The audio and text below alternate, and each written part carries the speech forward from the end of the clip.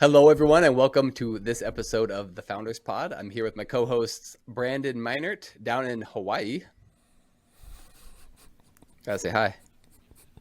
That's me. I thought I was muted because I thought you were doing the intro. I am doing the intro. I want a hi back. Aloha and mahalo. Aloha. Aloha and mahalo from Hawaii here. Okay, and then Yeah. I got Matt over here. Good. Matt, how you doing? Not in Hawaii. Good. Not in Hawaii. No, Matt and I are local in the cold Boise area. Anyway, we're good and happy to have you guys here today. Today we have a podcast episode where we're going to talk about a lot of advice that comes from two entrepreneurs about how you should, not just entrepreneurs, but even your career, which is do what you love. And we'll get more into that in a second. For now, we have an exciting thing today, a sponsor coming in Super today. exciting. Matt, tell us about it. Breaking news. Breaking news. Are you looking for a high-end pool builder for your residential or commercial property? Look no further. Infinity Pools specializes in creating custom luxury pools that are not only beautiful, but also built to last. From initial design to final construction, our team of experts will work with you every step of the way to bring your dream pool to life. With a wide range of options and features to choose from, we guarantee that you'll love your new pool. Contact us today to schedule a consultation and start building your dream pool. You can find them online at www.infinitypooldesign.com. They are currently servicing Sun Valley, Idaho, Jackson, Wyoming, and all of Utah. Give them a follow on Instagram and TikTok at Infinity Pool Design. That's at Infinity Pool Design on all major social media channels. Find them online at www.infinitypooldesign.com. Love it. That's great. Love Really it. grateful to have them. Infinity Pool. That's amazing. Scale of 1 to 5 on the script reading, 4. Oh, 4.2. 1 to 5. Oh, okay. Yeah. First, I thought 1 to it was 5. 1 to 10. No, it was 1 to 5. I'm getting over a 4.2. cold. Pretty good. Need. Oh yeah, you're congested. Okay, good. No, Also, doesn't that make it shout out better? to Yeah. episode 52 on Infinity Pools. Another cool note Good. about number 52 is that that's the annual. That's 52 weeks. Yeah. That's a full year. That's a big deal. I think we missed one episode, and one got retracted. We should have had 50. That podcast only be 52. It minutes. wasn't. It was Ooh, that times two. It was longer. And Ren, It was- by the way, is Yeah, it making a was longer push. than that. He wants to become the most listened to episode. So hold on. he Hold on. he made a post. He- Hold on. he He is close to posted number on one, I think. Facebook, I think, and Instagram yesterday. Did he? So Okay. He's 18 behind. Is that right? 17 behind. Yeah, for listeners. you don't that have were to give curious, numbers, full numbers, Episode just 52. differences. Okay, episode 52 is number 2. Yeah, number episode 2. 52 is 52 is number 2 in ranking that just passed number 3, which is the Blue and Orange shop. Travis Travis Hawks. Hawks. Shout out to Travis. Get up there. He's one listen Wow. ahead of Travis Hawks. He's one listen. See, in front that of wasn't the number 3 case spot. yesterday. I think he was He like is. 18 behind or something like that. 15. Yeah. Yeah, he's 17. He's 17 behind the number 1 Jeff Meinert episode number 29. Yeah. So that's pretty good and meteoric rise, really, right? Meteoric. Yeah. Incredibly fast. I mean, within 2 weeks, he was in the top 5, which is saying something for our podcast. You know, the cool thing That's a about lot of this, listens. I think every guest we have on, we really should challenge them. Can you be the most listened to episode? And, you know, I gotta figure though, Jeff or Jeff, no, episode number 29, Jeff Meinert Associates, is holding the title. Yeah. and is like The reigning firmly champ. in grasp of that title, and we need to issue some sort of belt to him so that when that So he has to ownership, give it if away? ever happened, change, he has to give it away. then they can even fight So- harder. Yes, I like this. Exactly. So maybe there's a belt situation that needs to go on. But yeah, no, Ren Lamb number 52, sponsor of the Founders Podcast. So love that. And top 3 episode listening wise all time so far. So well done, Ren Lamb. Great job. I also Well done, think, Ren Lamb. That's impressive. does it, you know, when Amazon, if there's like paid reviews, Amazon takes them down. They don't like it when there's paid reviews. Oh. So Is it I mean, because I know Jeff has some of his employees listen to it, right? Yeah, Does that so a count lot as of controversy. Does that count as a Yeah. paid listen? Yeah, a lot of controversy there, and it's paid because they're his employees, That's right. but it's also a little Yeah. forced because they're employees. That's right. Okay, so there's a number of issues going on that I don't think our ethics committee or panel would appreciate. Okay, but it's still happening. Is Jeff Kind of offering hush-hush type incentives situation. based off of whether or not they listen? I can't. I don't know. Like I close my ears when he's talking about it. Don't I tell don't me wanna what you're know about it. doing. You do you, Jeff. Exactly. And I'm just looking at numbers. I'm looking at him. He's current title holder, heavyweight champion of the Founders Pod, #1 by 17 views.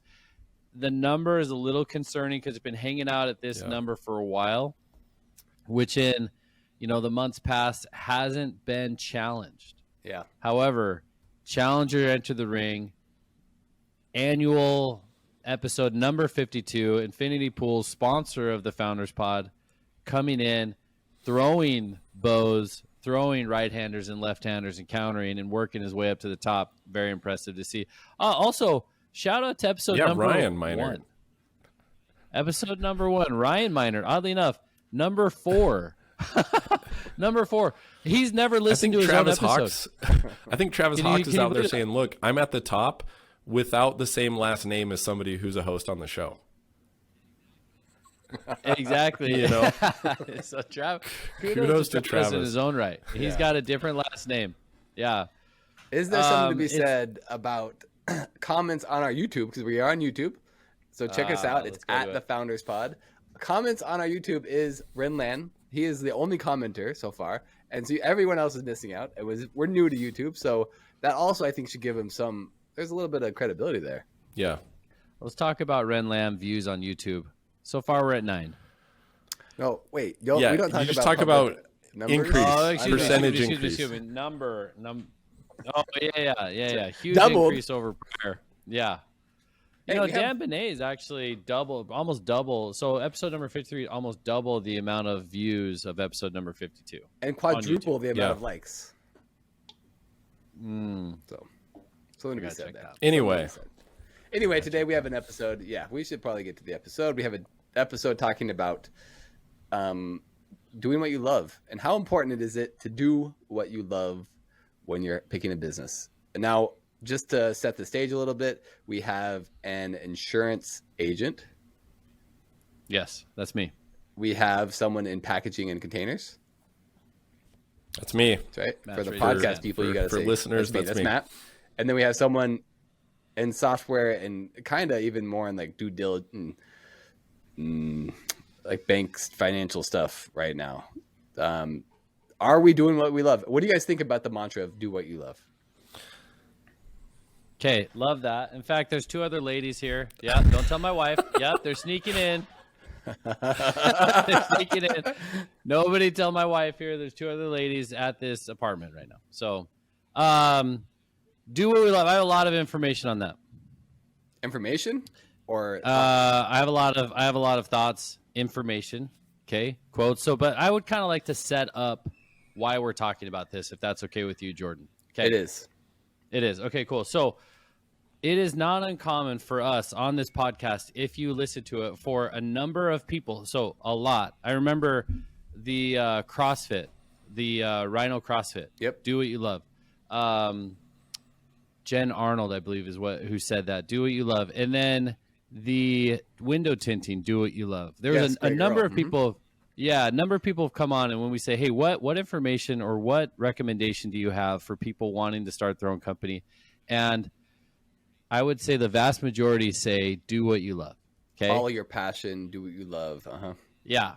And it is well-known saying by Confucius that says, choose a job you love and you'll never work a day in your life.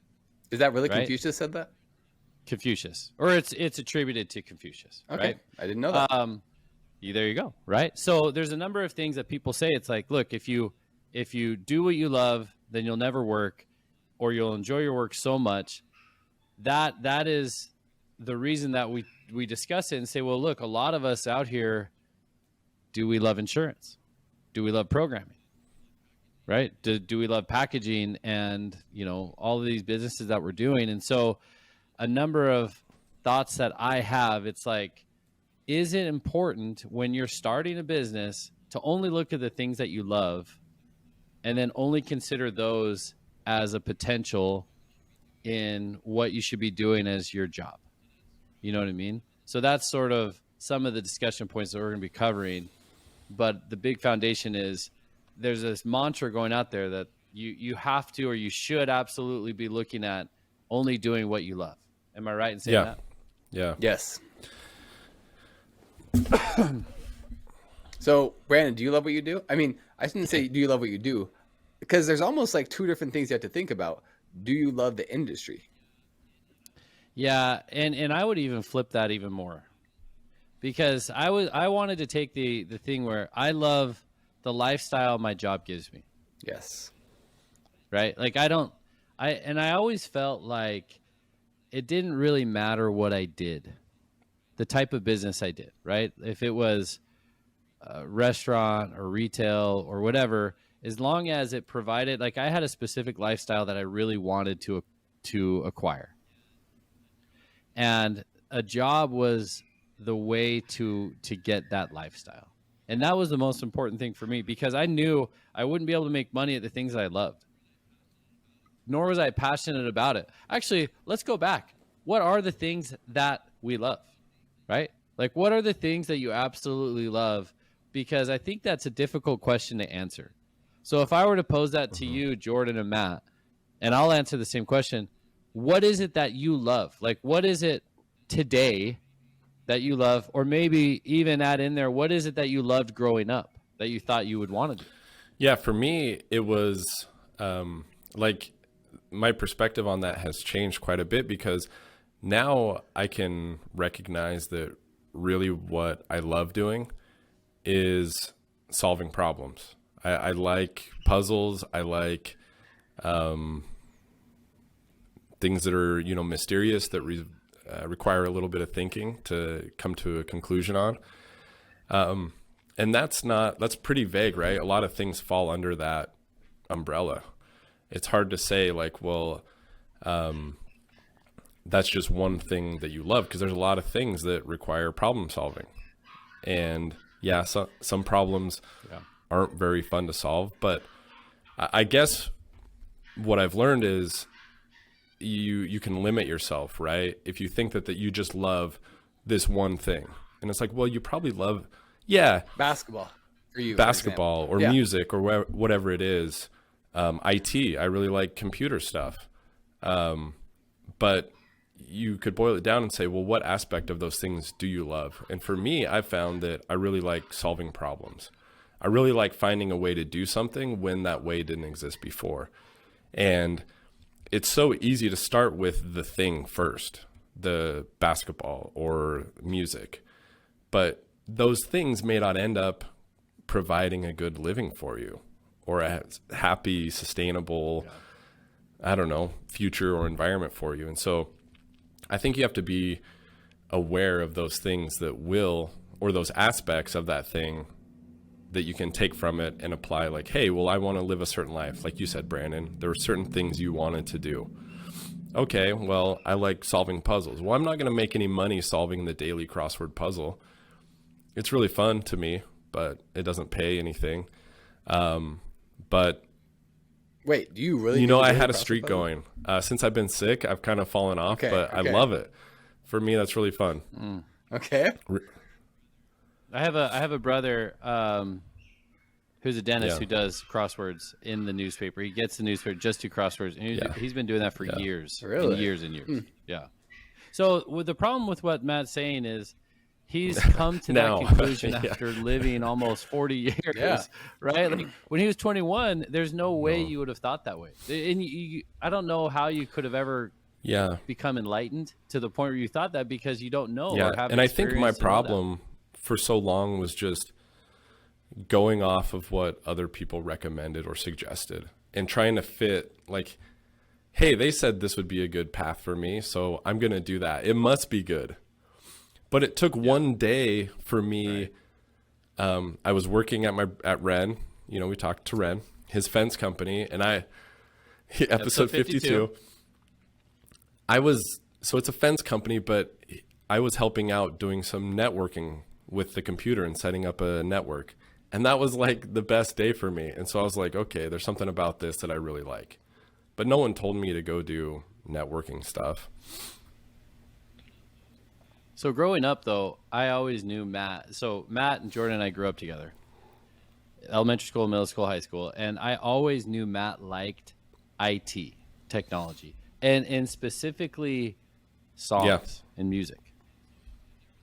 And so, because there was a time where, and this is going to age us, right? But DVD burning had just come out. Because in the past, I would listen to the there were CDs. This is before DVDs. Right. Oh, excuse me. CD burning. And so at the time where if you wanted to create your own playlist, I would listen to the Hot 9 at 9. And I would be like, okay, I know my song is like number 6. And then probably, but I was like, at least I knew it was on the Hot 9 at 9. And so I'd lay in my bed and I'd have my stereo with a disc, with a cassette tape. I'd hit record. I would stop record. And then if I wanted another song, I would have to make sure that it was exactly queued up right, and I'd hit record again. And then CD burning came out, and it was at the time like you had to burn one CD to another. But Matt, somehow we walked in and he had like a computer that he would burn CDs from. Dude. Right?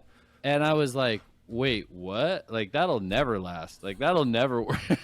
And Matt had weeks of music. Like at the queue at the bottom, he had like 72 days of music. And I was like, Matt, have you even listened to like 10% of all this stuff? But he was always into that and like growing that list and just doing IT stuff. Whereas I was interested in Tony Hawk skater games or whatever. Matt was always in. So if you were to come to me and I'd say, Matt, your future's in IT or your future's in computers or like the music industry. And so we would have been wrong for the most part. I mean, we would have, your passion wouldn't have been able to carry you through the downs that come through following your passion and monetizing it.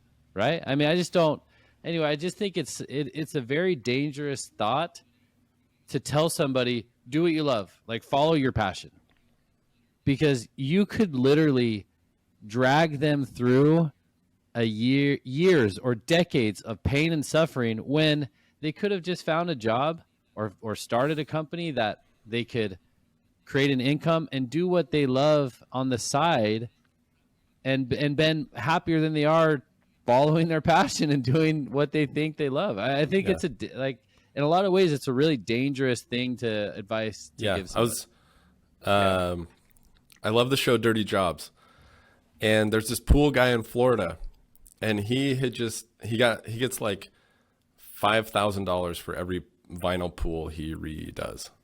And he's like, I just have to do 100 a year. And I mean, that's 500,000, right? Obviously he has expenses, but he said his margin was like, tried to be around 50%, but there was nothing beautiful about these. It was really dirty work, right? But it provided a way for him to do on the side what he loved. So I don't know that pools, like digging in this yucky, nasty water was what he loved. Maybe. Yeah. Jordan, what did you love? What do you love?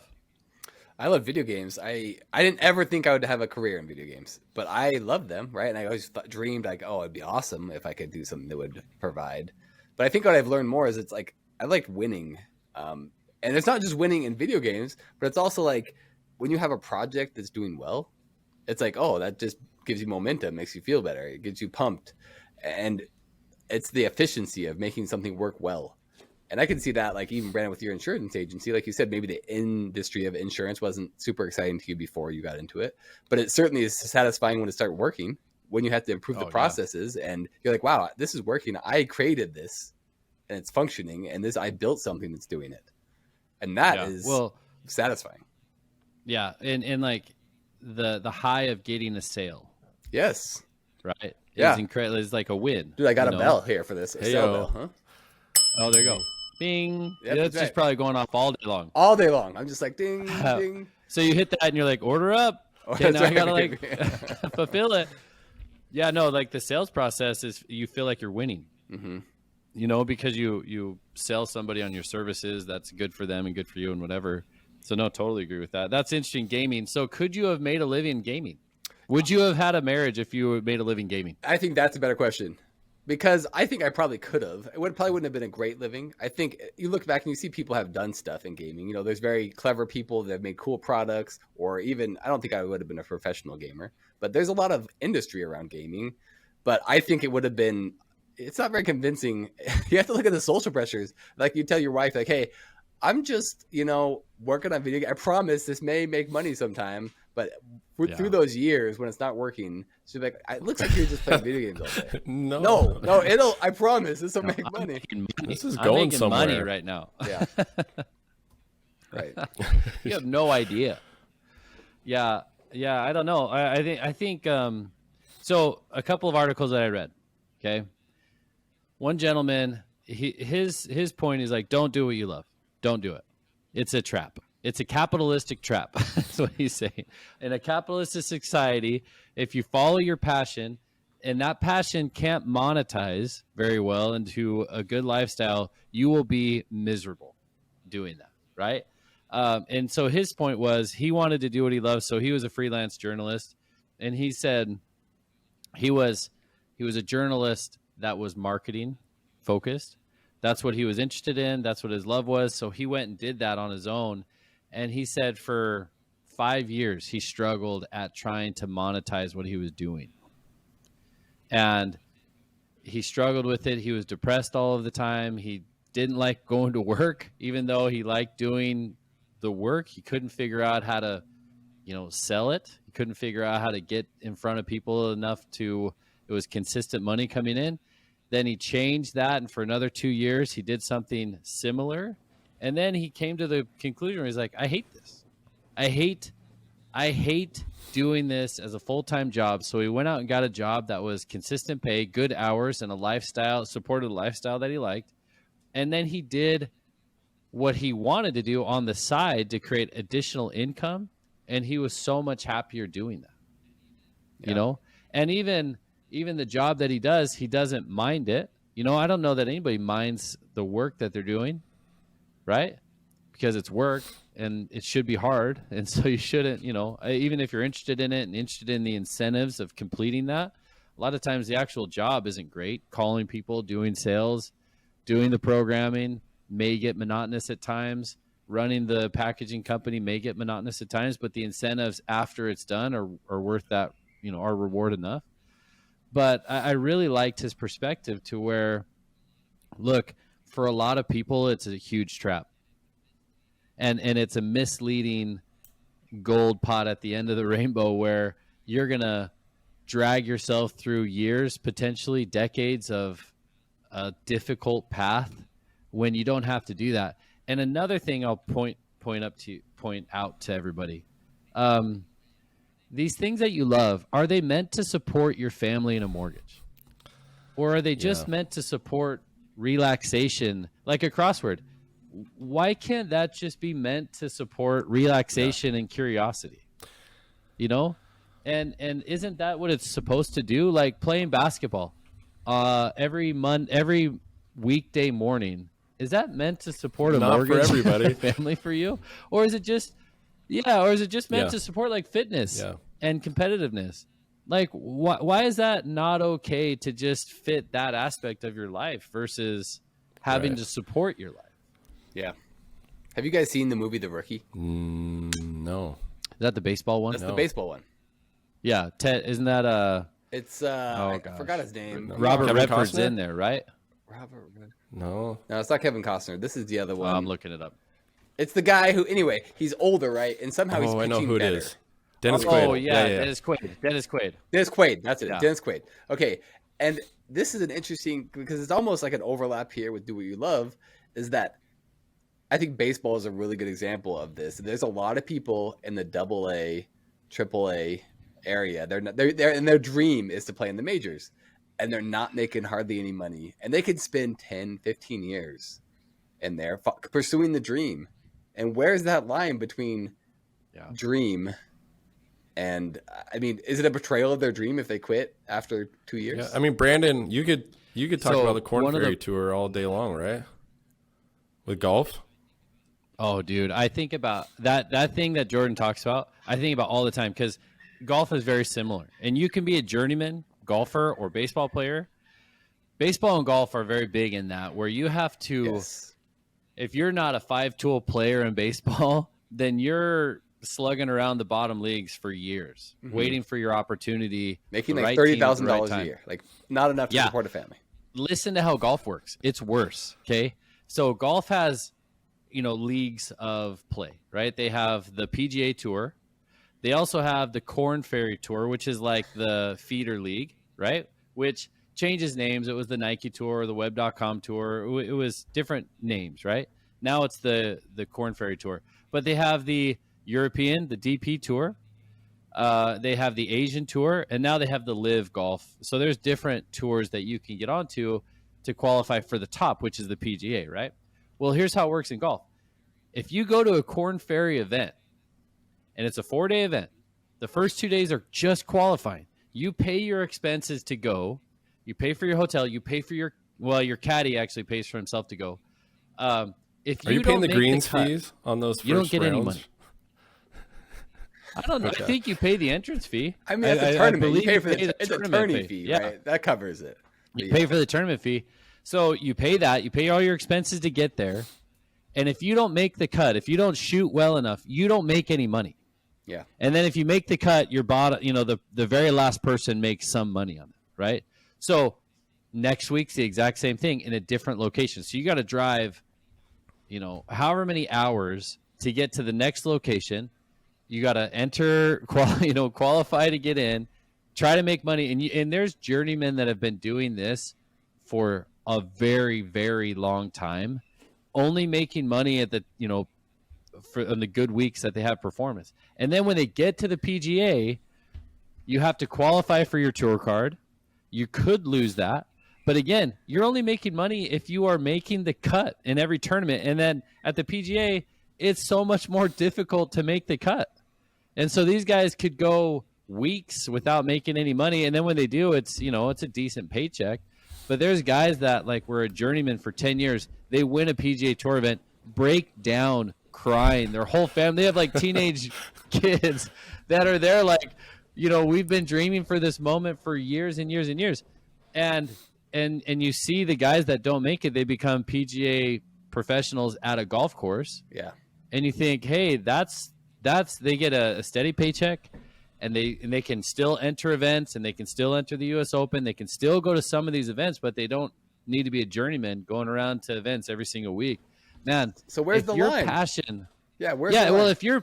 if your passion isn't strong enough to carry you through a decade worth of journeyman, or if your family support isn't such that they're willing to be patient enough for you to miss, games, miss schooling events, miss all of that stuff, But it's not, not even be a a part of your guarantee. family. Right? It's not even a guarantee after 10 for years. not a guarantee. Yeah, because your wife is going to be like, it looks like you're I just don't spending a know. lot of money to go play golf when you're not winning, right? That's right. Yeah, and what would be a good one. I have a partner who did that, who on GolfWise, and his name's Aaron Friedman, and he made it to what they have this qualifying school to get into the Corn Ferry. You go through what's called a Q school, and there's multiple levels of it, and he made it through the second stage. And I talked to him about it, and I'm like, dude, being a professional golfer would be the worst of all sport professions to be in, because there's no regular season. It's all year. It's a different venue every week. So it's not like you have home and away. It's always away, right? And so these guys are away every single week. It's 4 days. It's not just one game, right? Like one basketball game. It's 4 days. So, and you have to win all 4 days to win the whole event, Right. right? Mm-hmm. And so, and he's like, yeah, I would hate it. I would hate being that journeyman because so stressful. You're living on the edge every week. And if you're not one of the top guys, you're not making hundreds of millions. So is it a fairy tale? So is the painting Not for of- the people that make it. Right. And you think that guy that made it after 10 years, I think, is it worth it? Maybe it was, but is it a fairy tale to say, hey, Maybe. pursue dreams when you think, what have you given up? I don't know. I feel like I'm a dream killer right Yeah, now. but- I think Part of Yeah. me, It's similar to the idea of, we talked about it with Ren, of course, to get back to Ren, but, people that go to college to find out what it is they want to get into. And I think it could be taken, this whole do what you love, as I've just got to try a whole bunch of different things. And if I don't really love it, I'm just going to quit it and move on to the next thing. Right. And that can be dangerous because it's like you just, do something that will support you, right? That you, and this is one school of thought. This is not like this is what you should do, of course, but Yeah. find something that will, I'm not getting emotional. I'm just stuffed up. Congested. close those. Get the napkin tissues out. But does that make sense where it's like, it could be a slippery slope to where you don't really stay one course. You're bouncing all over the place because you're like, I don't love it. I don't love it. Yeah. I think in those situations, I like getting a vast amount of experience in different industries. And then what you want to do is not make the decision totally on if I love it, but what are the opportunities in each one? And are the opportunities afforded to me? Will they be reward enough to go through the pain of the job, the struggles and the hardship? Because you're going to do work. No matter what you choose, it's going to be work. You have some crap. And yeah, it is. And if you choose to have doing what you love be work, well, then you're not going to love doing that every day. I know that. I guarantee that. And people can say, I love coming into work every day. Well, yeah, but if you love that job, there's aspects of the job you hate. Right. It could be the finances. It could be the negotiations. It could be the sales. It could be something. You hate that part of it, right? And so all of a sudden, did you just ruin the thing that you love doing because you turned it into a job and now you hate it? Well, I don't know. I just think in those situations, if you get a lot of experience, okay, well, I do like sales and I do like technology sales, or I do like person-to-person sales. And I like making money. Whatever. And are there opportunities? That's right. I like making money. And what's the best industry that affords the most amount of money for, the type of work I want to do? And will it afford me the lifestyle that I want? Because there's a number of people that I talk to that everybody talks to, that they're like, look, it's more important for me to be home with my family every night than it is for me to, sell my soul in a way and be making a lot of money, but being away from my family all the time. So there's the lifestyle aspect, which everybody knows this, but at the same time, these are the things you have to weigh when you say, okay, do what you love, or do what provides you the lifestyle that you love. I just think that's a lot more realistic mantra to live by than do what you love. You know, it's a nuance, right? I think what Matt said is true, right? You don't want to just jump, but there's probably things you can identify. I really don't like that. I know I don't want to do that, but you understand, okay, this is okay. I could probably do this. And I think what you said too, Brandon, about the opportunities, like I was in accounting, and there's a lot of people that make a lot of money in accounting, but I knew when I was in there, this was not for me. I hated it. Now, when I got to programming, it did not take me long to realize, hey, this is something that I could see the future. Like, hey, I can see how I can build stuff with this and what this could possibly do. But you had a really good mentor. Helped me. That probably was the difference, Shout out to Matt. Honestly, I am so grateful for Matt because, he taught me to program. It paid me. Yeah. Not directly, but honestly, I was paid to learn to program, and it changed my life. 100%. Biggest career, professionally, the biggest change ever in my life. For sure. Yeah. Is there something, I guess you just talked about accounting where you got into it and you didn't love it. Brandon, what about you? Is there something that you got into where you're like, ooh, I don't love this, I'm going to pivot? Oh, yeah. What's one definitely. Of those things? Give me an example. Yeah. I worked for my dad doing drug testing. And I'm sorry, family, for anybody hearing this. I did not like doing the drug testing collections. I just didn't like doing it because it dealt with a lot of urine. So it was like icky. And it was a little icky for you. I hated it. I hated. What if it was your business every time and you were making money off it? I know, and it was part of it. Part of it was I hated it, and I always wanted to be the type of person where you're like, look, I'm not afraid to do any job in the company, and I want to get out there and show my employees that I'm willing to. And I was like, if this is my company, I'd have to be out here doing these urine collections all the time. And we'd go on job sites and do these big jobs. And my dad was like, "Oh, I love this because we're making a ton of money on it." And I was like, "I hate doing this. I hate it. Like, I absolutely Just hate urine every everywhere. second of that portion of the job. Urine. Urine all over the place." I wonder if you would have felt differently if you would have created the business. Maybe, but I respected the business a ton. I loved the people in that business. I loved doing the management of that business, right?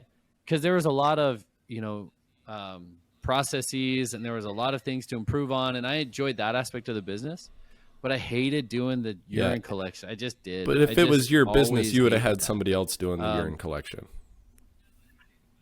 But Yeah, he's but saying he my wants to do point it. is, He wants to show that I he'll wanted do to it. be a part of that. Yeah, I wanted to show people that I do that. And then I also had a job where, I love sales. I'm a sales guy. I love sales. I love talking to people. It comes naturally to me. If I like the product, I'm basically going to sell it without trying because I just enjoy it. Right.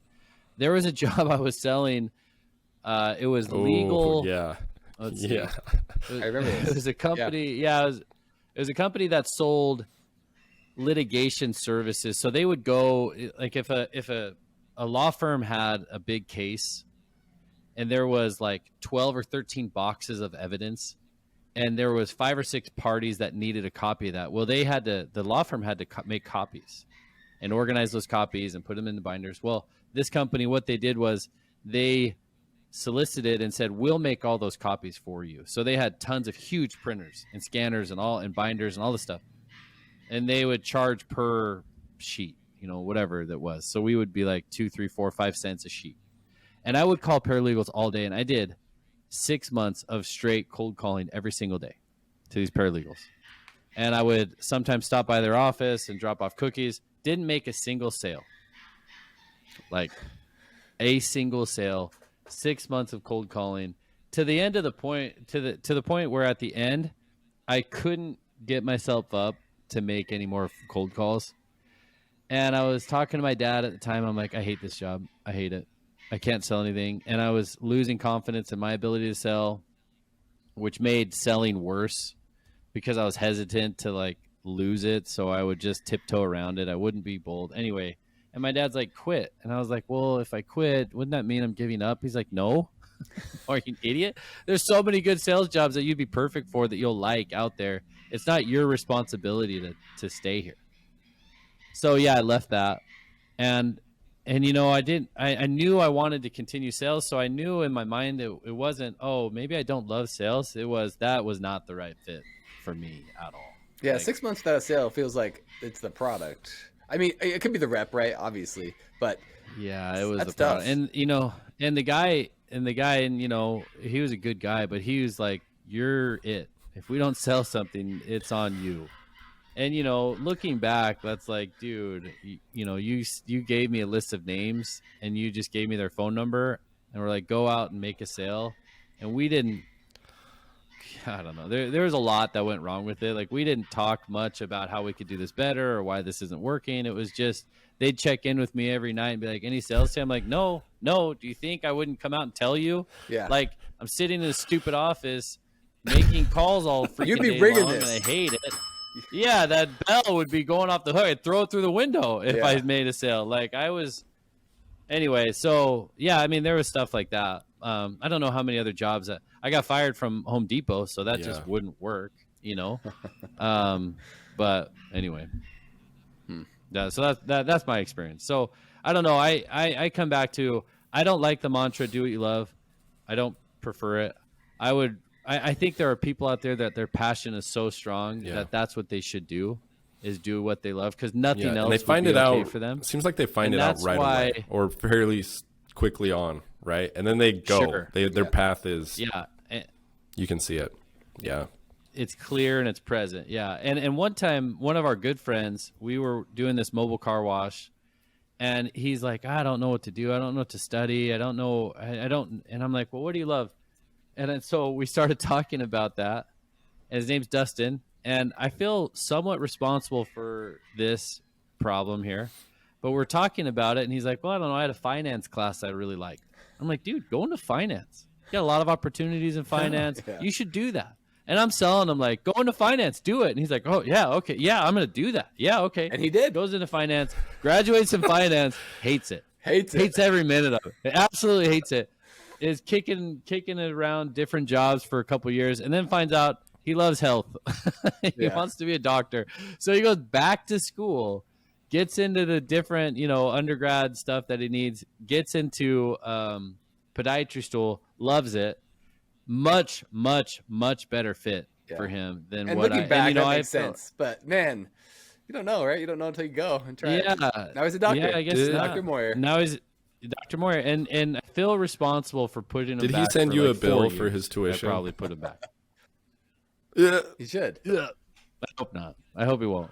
He's gonna charge me double for any foot problem I Probably. have. For all the listeners in Rochester, go visit Dr. Moyer in Rochester. Yeah, New York. yeah. I do think that and one thing I wanted to bring up to you guys is when somebody talks to you about following their passion, what are your thoughts? Because I think it's a dangerous conversation for me to have when somebody comes up and says, I'm super passionate about this. And if that item is on the fringe, difficult to monetize, I want to tell them don't do it.